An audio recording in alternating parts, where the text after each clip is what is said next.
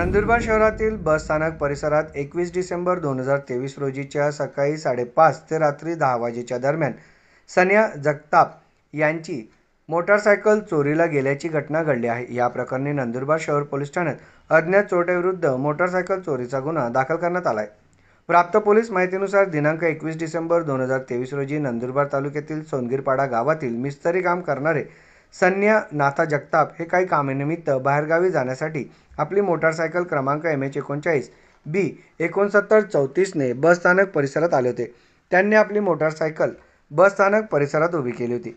21 डिसेंबर 2023 रोजीच्या सकाळी 5:30 ते रात्री 10 वाजेच्या दरम्यान ती मोटारसायकल तेथून चोरून नेल्याची घटना घडली आहे।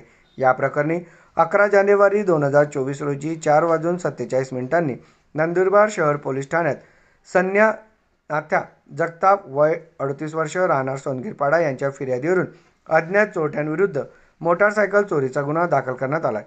पुढील तपास पोलीस नाईक बलविंद्र इशी करीत आहे।